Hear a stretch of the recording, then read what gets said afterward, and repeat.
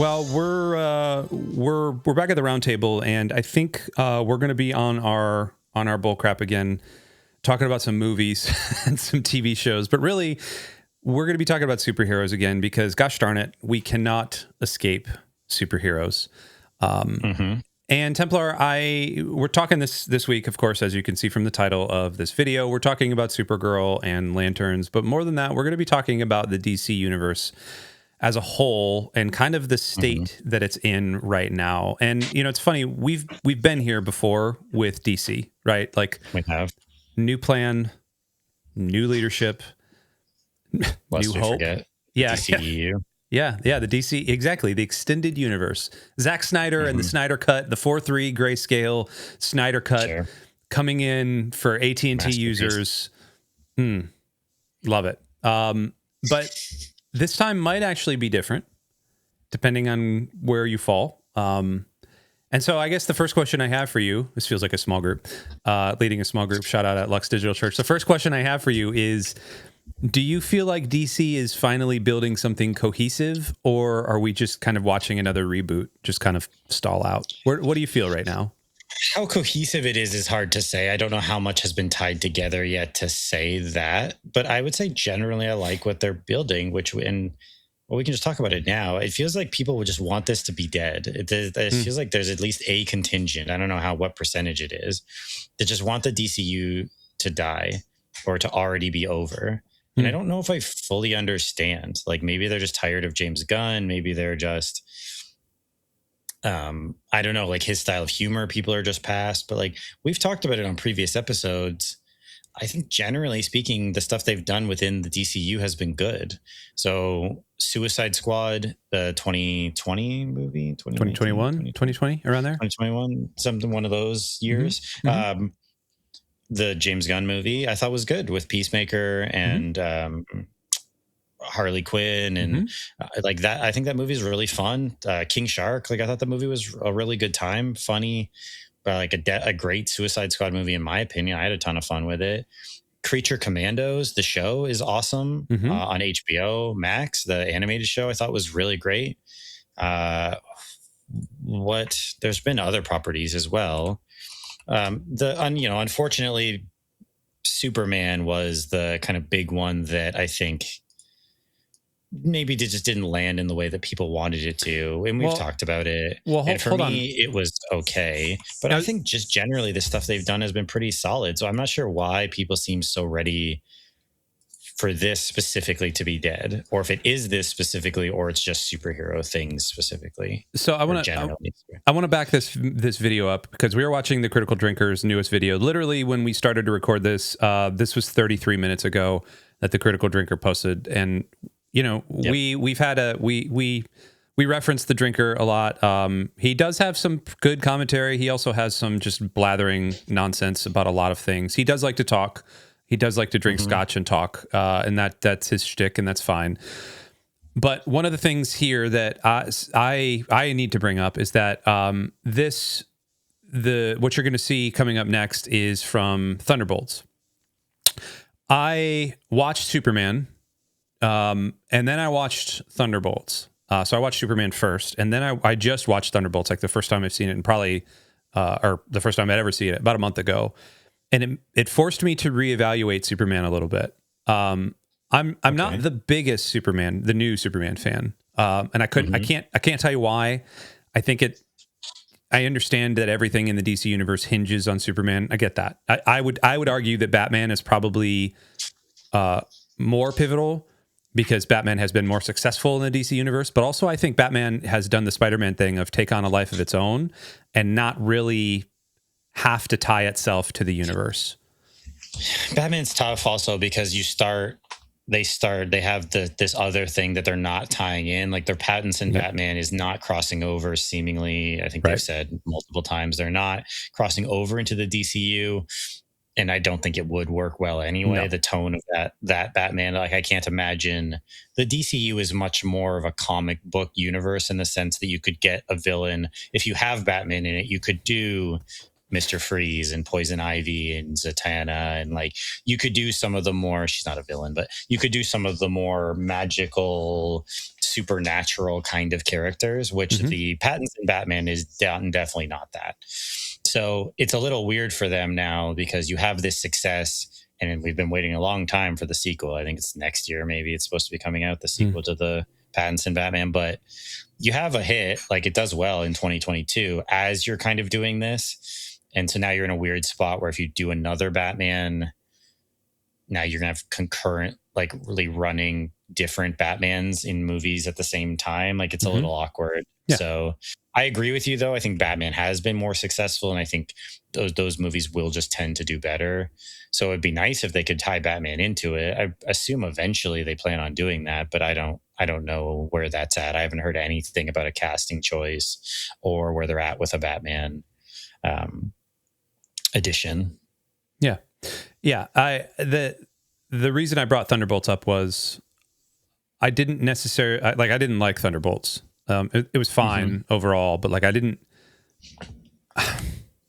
know. Like I didn't resonate with any of the characters. Like it didn't feel like a good super. I don't know. It's tough to explain. Like I walked away from it just going like, yeah, I get it, but like this just feels like just slop to me. It just feels like it was just like the AI generator just spit this movie out, and we have to have Bucky doing some Bucky things. So Bucky shows up for like 10 minutes. I mean, he's barely in the movie if you think about it, and yet we're supposed to make him one of the Thunderbolts and whatever. I don't mind Florence Pugh. I actually like Louis Pullman too. Like I think I like him as an actor. I like everything he's been in that I've seen.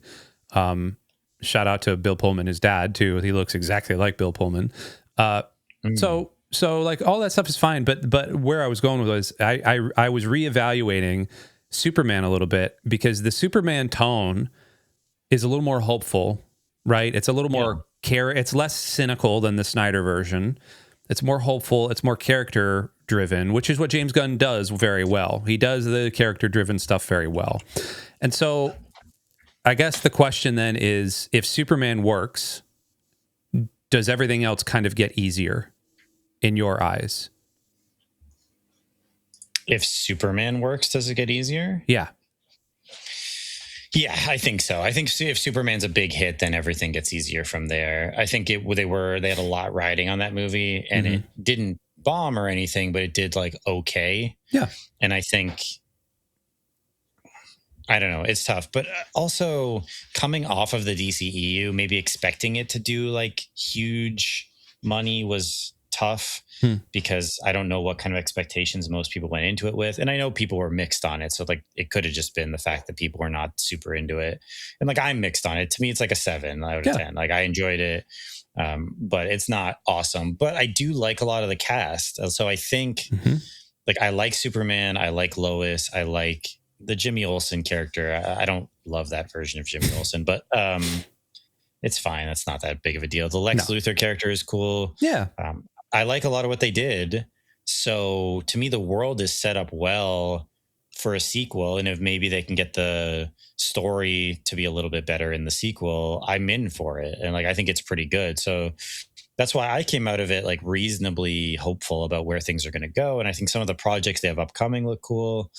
And the other thing I was forgetting was Peacemakers, the show. Yes, like that's the other thing, which I haven't watched season 2 yet, but season 1 I thought was quite funny and like quite good for what it is. It's very, it's got its own thing. It's a very specific tone, but so yeah, I just think everything they've done, like Superman, unfortunately, I think has been the weakest of the things they've done. But even then, I don't think it was like a disaster or anything. No. And all the stuff they've done on TV and Suicide Squad were all great. So like, I just don't know why people seem so ready to, and people like Drinker. Or like who seem to just kind of want this to be dead. And he has a big voice, and I'm a little surprised. Like I understand maybe some of the weariness around superheroes generally, and maybe it's just like that they're doing another universe, and like maybe it's that, I don't know, or maybe it's the tone. But I don't know. I don't fully get it because I think generally what they've done has been good. So not sure. I want to watch the Supergirl trailer. We haven't watched this new one yet. This is based on, we were talking about this pre-show. It's based on Woman of Tomorrow, which is like a comic run. And this is, and the author of that, or the creator of that, is involved in this movie. Like he was involved in the process of the script, and so that doesn't guarantee anything, but it's not a bad sign, I would say. Right. I think that gives me some hope. Hopefully they listen to that individual. Right.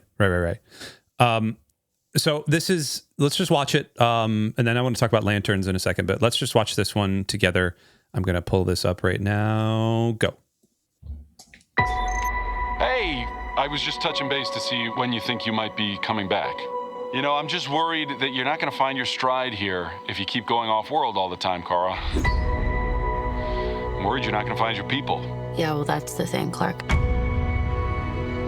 I have no people.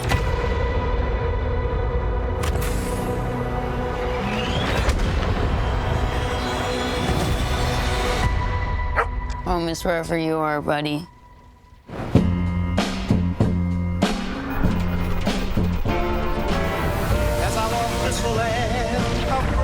Krypto and I at least had each other. Honestly, I thought we were lucky. But luck, almost by definition, runs out.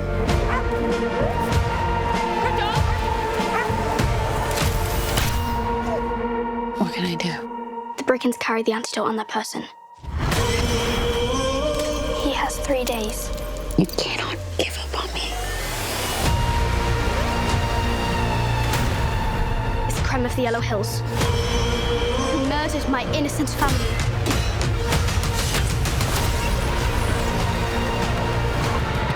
Just do what I say. And don't die. This does not look like this is gonna end well for you guys.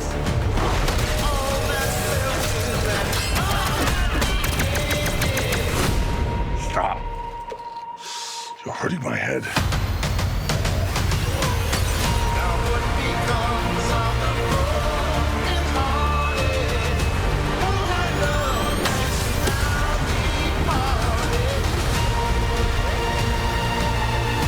Revenge.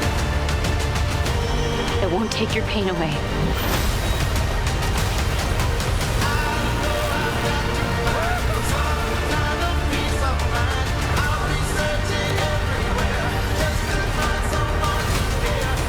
Your eyes are beautiful when you cry. A lot of pain. A lot of suffering. There's no home without you, buddy.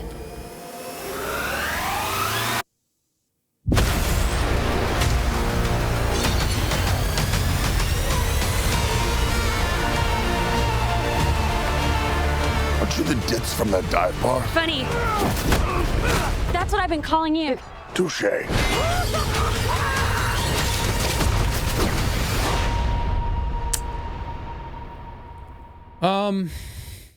Okay. What are your initial thoughts here?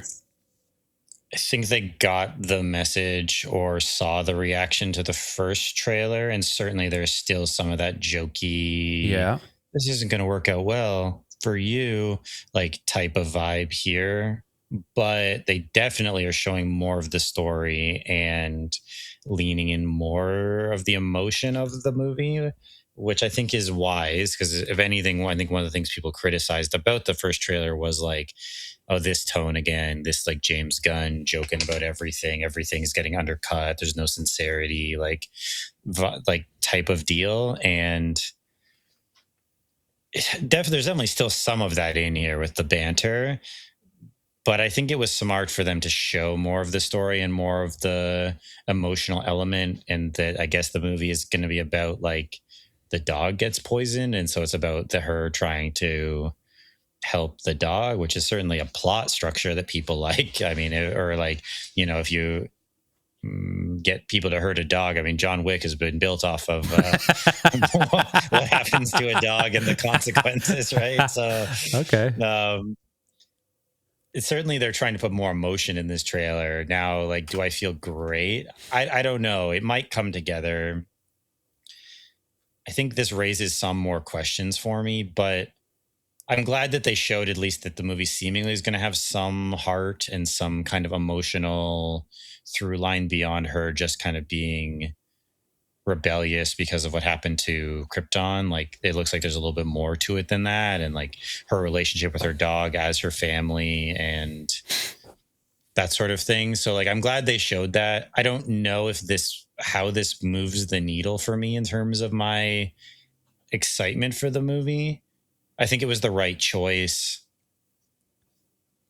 I don't know. Where are you at with it? Because I think I still have a lot of questions, or maybe even more questions now about how they're going to kind of balance the tone here. But I am glad that they showed something more sincere, because this character doesn't need to be a carbon copy of Superman, who you had mentioned in our run-up, that the heart and the kind of hopefulness of that is important. This character is obviously different, but I think you want some of that, right? Like, I think you want some sincerity that isn't undercut. And so it does look like the film might have some of that, which I appreciate. I'm going to be honest. I don't care at all about the story already. I do not care about, I have 2 dogs. I'm an animal lover, and I could care less about Krypto getting shot with a poison dart. Because that's what it sounds like this whole thing is. Like, now, like, that's the precipitating incident, and now we need to chase down the people that have an antidote, because of course they do. Yeah, that feels a little thin to me. The action looks cool. Jason Momoa as Lobo, always down. I was just looking, David Krumholtz, shout out. David Krumholtz from Santa Claus. He's great. And a million other things. Yeah, Bernard. Yeah, Bernard, Elves with Attitude. I don't know. I think I'm with you. Like, I'm left with more questions. I'll watch it, but I want it to be good. Like, yes. I think part of maybe some of my pushback on Sky people like The Drinker, or others who are like, I just want some good DC movies, and I feel like we have got some good DC stuff, and now Superman, it was mixed bag, but like, I just kind of want to get some good stuff from DC, because there's so many stories there that just haven't been told, because the DCU flopped, and because we just haven't had, going back, we've had Batman, and we've had some Superman, we've had some different stuff, but we just haven't explored this universe really on film. And I think this version of it can be good, and I don't want them to really blow it all up and start over again, which, like, because they're going to do a universe. They want to do a universe. So if the idea is like they should just do all these independent things, like, yeah, maybe I wouldn't hate that, but this is already moving, and I think a lot of what they've done is good. So I want it. So anyway, I want it to do well. I will see it. Yeah. I think the actress is good. Was it Millie Alcock? Right. Alcock, I think she looks good. Like, I mean, I know she got very good reviews from House of the Dragon. I think she can probably pull off the emotion and maybe the banter stuff, even though I could do with less of the banter stuff. I agree that the plot seems very thin. I don't know if that's the plot from the comic and they've just imported it wholesale. Yeah, maybe. Or if like they just need some excuse for her to get to this place where Lobo is and where these people are, and that's what they're using. And it's like, okay, it's fine. And you're playing off the animal relationship. People will at least accept that as a kind of thin premise. Yeah, I have questions, but I'm kind of hopeful. And there's some stuff in it that gives me some optimism. Like, yeah, I think Jason Momoa looks good. He's doing his thing. He's been wanting to play Lobo. I think he's a great choice for Lobo. I don't know that character super well beyond his appearances in a few other animated movies and stuff. So I can't say whether it's faithful to like the comic Lobo, but based on my limited understanding of that character, he looks solid. Okay, so it looks like that is the premise from the comic. Okay, fair enough. That's fine. Thin premise for a movie, but if the emotional journey is good and it's about found family or like the relationship with this, I think that could work. It's going to be on her, and it's going to be on, are you going to allow it to be sincere? Yeah. Because you have to allow this to be sincere. Because I think DC and Superman specifically, but like Supergirl as well, you can't undercut everything. You can't undercut every scene with humor. One, I think people are just tired of that generally with characters overall, but specifically with these characters, I think that's not the right way to go. I agree. Last question before we kind of transition into the other piece that we wanted to talk about today. Does this just from a trailer, we haven't seen the movie yet, but is this kind of the right move this early in the building of the universe? Is this type of thing? Or should we be going with another Superman, another sort of actual big epic name that is known? Not Millie Alcock, she's been great, but I'm talking like Supergirl and like this weird sort of like spin-off story. Yeah, like should we be going with another main line? Should we be trying to pull in one of the Justice League? Like what do you think? Based on interviews Gunn has given, it sounds like they're greenlighting stuff based on the kind of scripts they get, and based on like, oh, does this look good? Then we'll greenlight that. And that's been one of the things he said about Batman, is like that they want to do Batman, but they just haven't. He's read a couple scripts and he said he just hasn't really liked any of them. And like none of the scripts that have been put forward for Batman have really been what they're looking for. So they haven't like moved on Batman at all yet. If that's the case, which you know, I don't know if that is actually the case or not, this would make some more sense then, that you would go like, maybe you get a Supergirl script you like, or like you get the comic book writer, creator on board, and then you decide to do it. Millie Alcock's a pretty big name from House of the Dragon. Yep. And then you can also play off of the fact that Krypto was in Superman. So maybe people had an attachment. He's cute. He's a dog, like from Superman. And then now you're bringing him over here, and she's teased in Superman as well. So it seems like this was the plan. Yeah, it seems a little strange. Maybe you think you'd maybe do Wonder Woman or Batman, or one of like the Flash or something, but like there just was a Flash movie a couple of years ago with this was bad. like that was like the final, not hurrah, that's for sure, of the DCU. Well, yeah. Although I'll say the Supergirl in the Flash, I actually didn't mind. I thought that the woman in the Flash, Supergirl, actually did a decent job, or in the Flash, who played Supergirl in the Flash, did a decent job. Yeah. But anyway, it's an interesting choice, but I guess if this is just the timeline and they wanted to tease, because she was also in Superman, they teased her, Krypto's in it, so they kind of set it up, and it helps, I guess, build out the universe a little bit. You can introduce Lobo. I don't know who the female character is that she's working with. I don't know if that's like an established character. Is that supposed to be like, what's her name with the sword that like traps people's souls or whatever? I don't know if that's supposed to be her or not. Yeah, probably I don't know. not. Ruth Mary Knoll. Yeah, I don't know. Ruthie. So I don't know who she's playing, if that's an established character or not. Maybe it is. Anyway, so yeah, I agree with you that it's maybe a bit strange, but it does seem like this is the direction they wanted to go. But they also seem to be going for some unconventional stuff. Like they're doing a what's it called? The shape-shifting guy TV show. Sandman? No, not Sandman. We just talked about this. We literally just talked about it. The act Clayface. Yeah, there it is. They're doing like a Clayface show, which is a very odd choice. It's cool, and they're doing like a Swamp Thing movie or show as well. Yeah. I mean, they have a ton of stuff in production, and who knows if it'll all come out or whatever. But they seem to want to make some different choices and not do what the DCU tried to do, which is, I mean, they just tried too quickly to sort of just have a Justice League without much setup at all. So it seems like they might be slow rolling this more and building the universe out before they introduce. Although apparently they do have a Wonder Woman movie, from looking at it on Wikipedia anyway, movie that's in like early stages, Wonder Woman and a few other characters. So yeah. Let's transition to something else that's happening as a TV show instead of a movie, and we can talk a little bit more.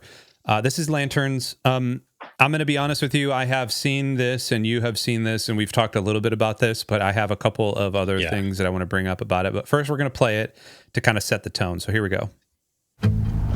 With all due respect, we've been training for what, 2 months? And I haven't even worn the ring yet. Don't get hung up on the jewelry, Junior. You're just a f***ing substitute teacher. You're not ready to get up in front of the class till the ring says you are. All right. I feel personally.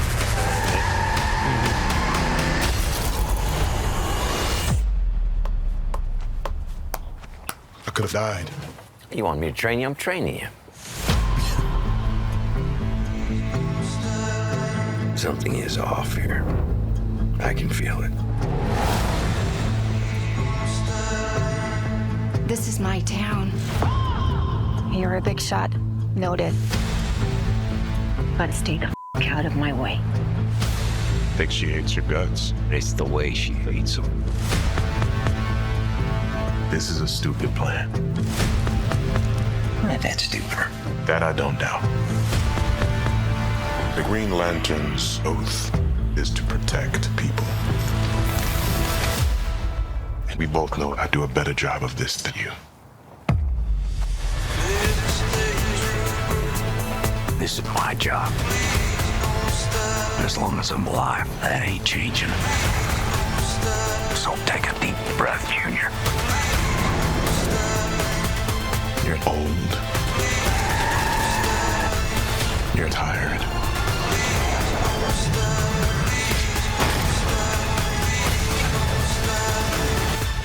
And your time is up.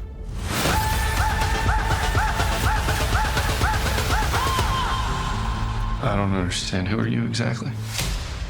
Hal Jordan, Green Lantern.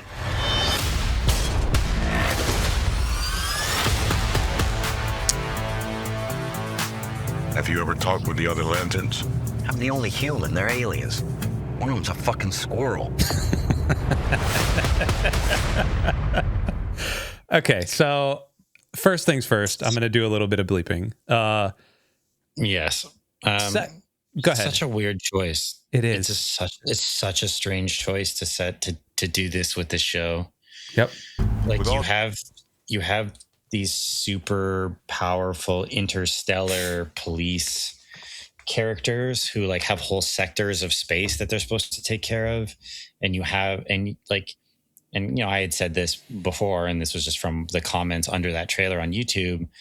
It's like you just make like a Yellowstone show. Like it looks like, yeah. What does it say? No Country for Old Lanterns is the new top comment. And I think that's very good. That's also good. Yeah. But there was a bunch of them just making the joke that this just looks like Yellowstone, and it's like it kind of does look like Yellowstone. Like why? I don't understand. Mm-hmm. So like, does it look bad?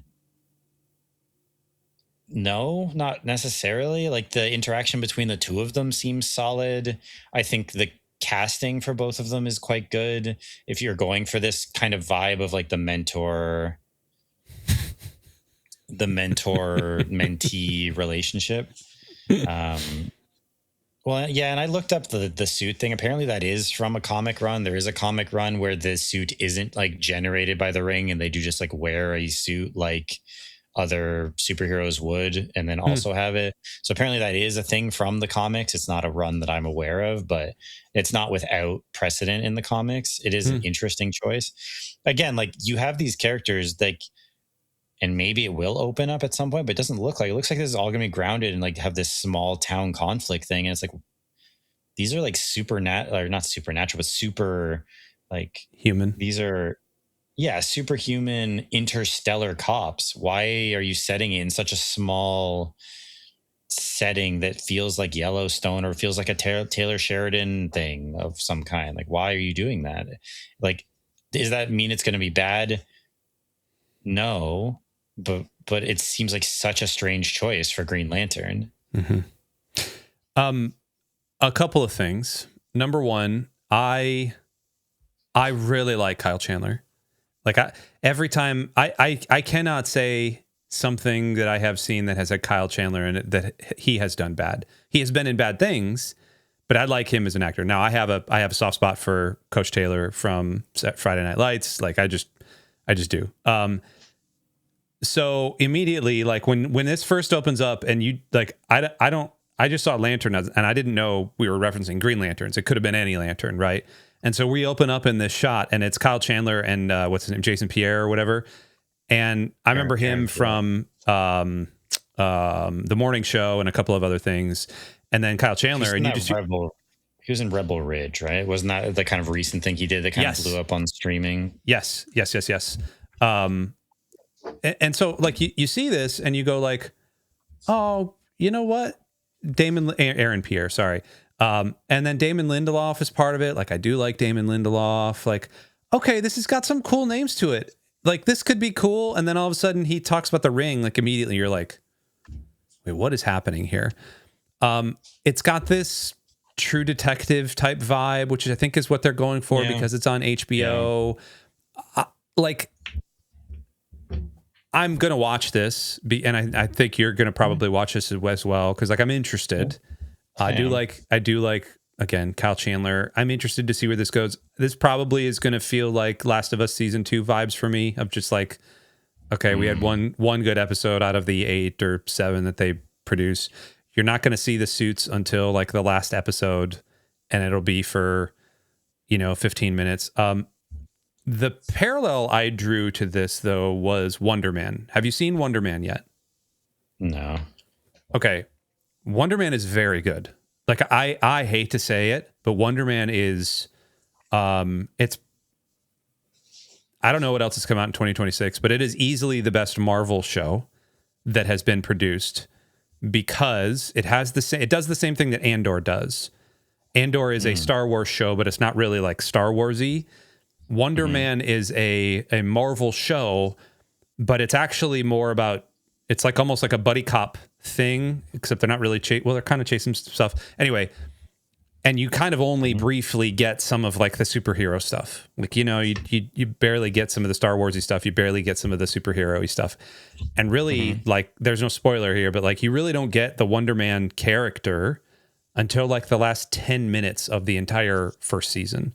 There's some glimpses of power and some stuff, and there's some evil stuff happening and all that. But like, if it doesn't sound like they're going to do this here, it sounds like it'll be the last couple of episodes that, you'll see Kyle Chandler kind of flying around, but like, you're not going to see the suits. So is this the right way to introduce Green Lantern into this kind of universe? I know we had Guy Gardner, but Guy was like, which is funny that in this he says I'm the only human lantern. So is that like him just dismissing Guy completely as being like a joke or something, and so he doesn't even consider him a lantern? Maybe. Or like, I don't know, because also like Guy's, is his a suit like that in Superman? Yeah, I guess so. It does look similar, but I guess because he's always wearing it, we just don't know that we didn't know that it was not generated by the ring or whatever. Right. I guess, because I actually don't even remember now. I saw Superman once, but I don't really remember what. Yeah, it's not the actual suit, like the real or the normal suit.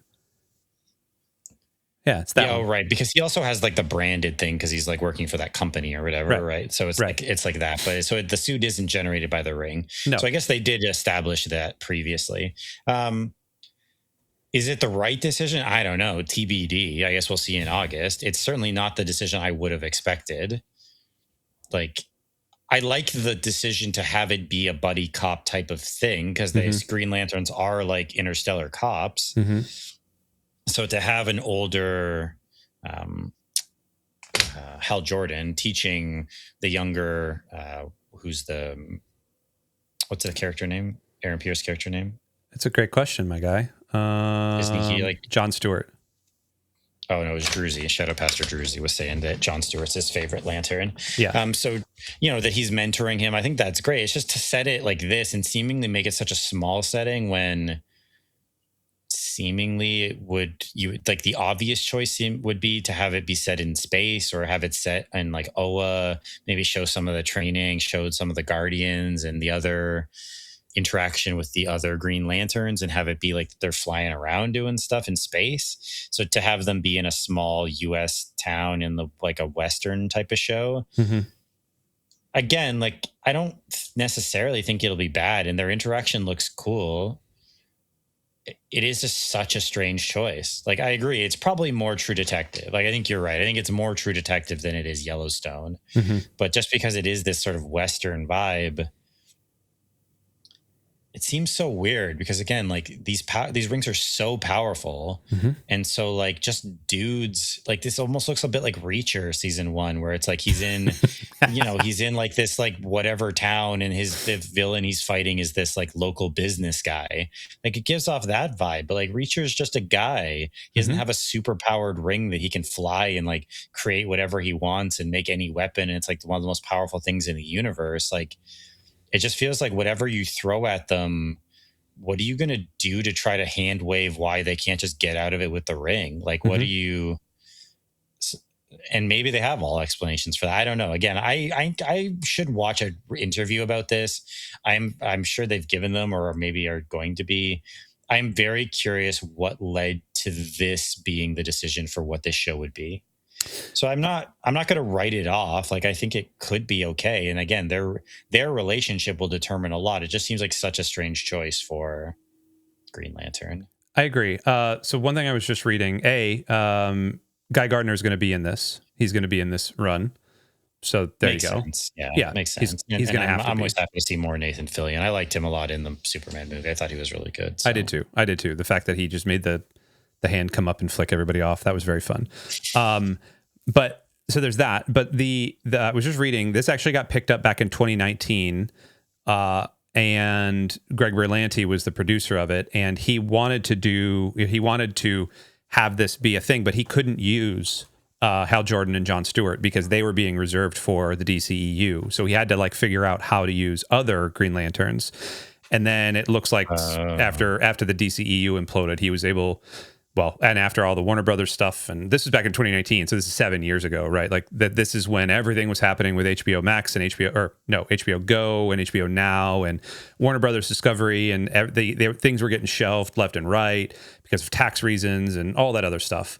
So there had to be some turmoil there. I assume they got I haven't read the whole thing, but I assume they finally got freed up to use Stewart and Gardner, and were like, heck yeah, let's just plug them in. Let's just do it. Let's take this same thing and just pop them in there, and then we'll retcon it later. But my question is, like, again, going back to, is that the right choice? If we're trying to reboot the DC universe and we have these like super powerful things, like, hey, do we want to show off a really old Green Lantern? First of all, like, he's supposed to be like young and like, Ryan Reynolds. Maybe that's what it is. Maybe we're just trying to like eliminate the ghost of Ryan Reynolds from this whole thing, and that could very well be it. I don't know. My biggest thing right now is that I think the tonal diversity that we're showing here in the beginning stages of the DCU is good. It really is. I don't necessarily know that they're making the right choices, but at least they're making choices and they're going with them, because there is this Marvel fatigue, because it has just kind of felt one note over all the time. Even WandaVision aside, like, it's just kind of felt one note. DC has an opportunity right now, and I think really within the next 2 or 3 years. But the biggest thing right now is not quality, because you look at Wonder Woman and you look at all of the Snyder cuts and you look at all of the Superman movies, like, they're good quality movies. They really are. Like, they look good, they sound good. They might not have the best like writing. It's quality is not the issue. I think trust is the issue, because fans have been burned by DC too much. So like, they've been burned by abandoned storylines and retconning and just announcements that have gone nowhere, and just they've been burned by honestly being saddled with Discovery and Warner Brothers. And who knows what happens now that Warner Brothers is kind of in turmoil again and getting sold and bought and all those other things. What would need to happen in your eyes? This is my last question. What would need to happen in your eyes for this thing to go well right now? And let's just like future cast this in the next 3 to 5 years. What needs to happen for the DCU to go well? Mm-hmm. It seems like they're committed to at least doing a whole slate of stuff now. They got bought by Paramount or whatever. So like, I guess that could always change, because someone could come in and just be like, nah, and then just like wipe away a bunch of things they have planned. Yep. But it seems like they have a lot already in production. So if we're assuming that at least what they have in production will continue to be and will come out, which is a fairly big assumption, but let's grant that. At least like the next few things, like not the like, because it says they have like, it looks like they have like 15 things that are in some stage. Like, even if we just assume the stuff that would come out in the next 2 years, say 2-3 years,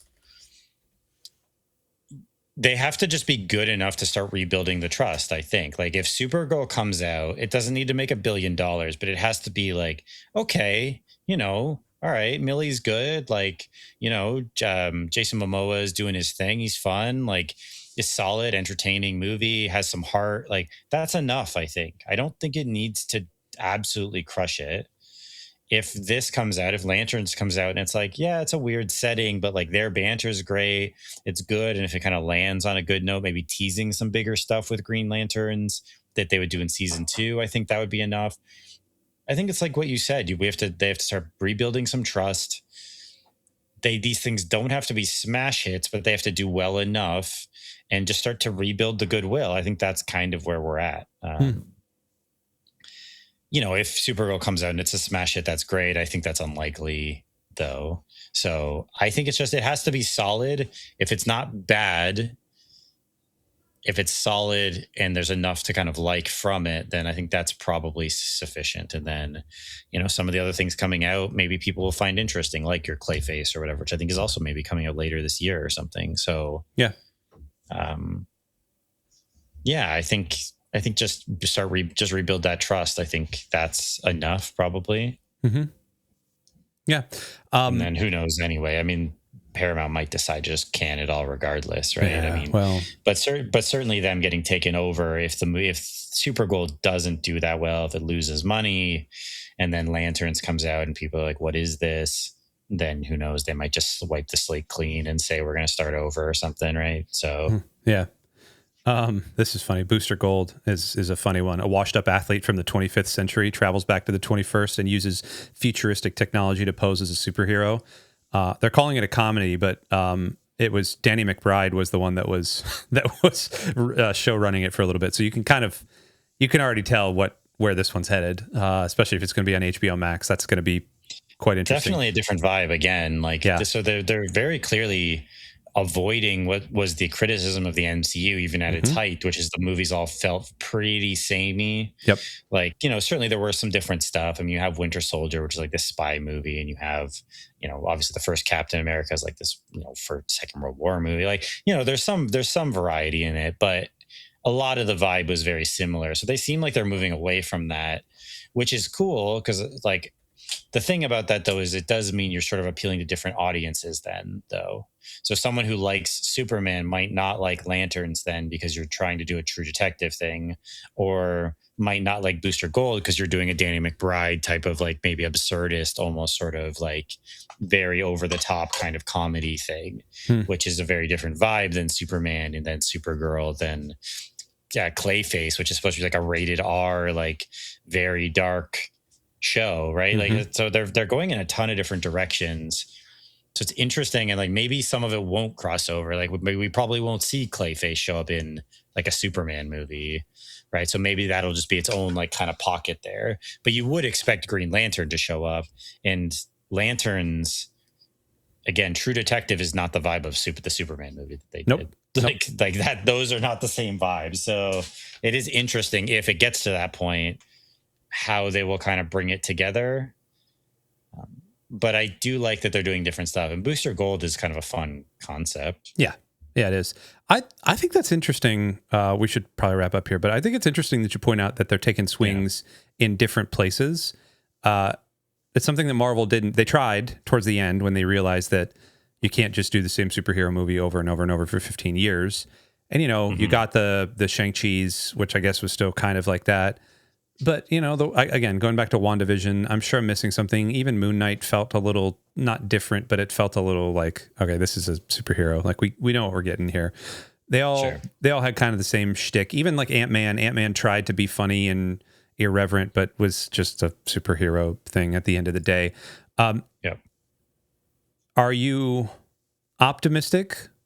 Are you cautiously optimistic, or even cautious, or are you skeptical as to the next 3 to 5 years here? Can I be skeptically optimistic? I don't like. Jumbo shrimp. I don't know. I don't know what I am. It's tough. Like I want, like I said, I want good DC stuff. I think DC has a ton of cool properties that have just not been done in live action. Whether, you know, we had the Arrowverse, but whatever. Like, and no disrespect to the Arrowverse, but that's just its own thing. It's like very cheesy and like very cheesy. I watched the first couple seasons of Arrow, and like it was actually fairly dark back then. I think it kind of lightened up later on, but anyway, so like we just haven't seen a lot of this stuff done, at least done well in live action, and I would like this to work. And there is some things about it that I think make me a little bit hopeful, even if some of the decisions they're making are a little unorthodox. So I am skeptical of a lot of things they're doing. This seems like a very strange thing to do with Green Lanterns. But does it look kind of cool for what it is? Yeah, it does. Like, what it is just looks weird. So I don't get it. But I'm going to try it out, and maybe it's good. And like, maybe I can get over that they did like a True Detective Green Lantern show and just be like, well, hey, it was good for what it was. Like, it was a cool thing. And then maybe they move on and do something different after that. You know, maybe Supergirl will be like, yeah, there's some of the humor, it's whatever, but they lean into enough of the sincerity and it's kind of fun enough that I'm like, okay, sure. Like, cool. And that's look what at, I'm hoping for. And look at what they did with, I'm going to go back to Andor. Like, Andor was a weird swing, but all in all, I mean, you and I have talked about it at length here, but it's the best thing. It's one of the best TV shows that has been released in the last 3 years. And it's the best, probably the best Star Wars property outside of maybe 2 of the movies. Maybe that being Rogue One and Empire Strikes Back. Empire. Yeah. So, okay. I feel like we've exhausted this topic. I do look forward to, when is it? June when the movie comes out, and then August when the TV show comes out. I'll be interested to see. We'll have a little bit more to talk about then. But drop your comments below if you've gotten this far. Thanks so much for listening to us blather on a little bit. We'd love to hear what you'd think and what you're looking forward to. Honestly, I'm kind of looking forward to this Booster Gold story now, just because Danny McBride is a little irreverent. Actually, he's a lot irreverent, but that guy is very funny, and so he is. Yeah, I don't know. We'll see. But anything before we wrap up here, Templar? Good to go. Love it. Thanks so much for tuning into the Roundtable. We'll see you guys next time. We love you. See y'all.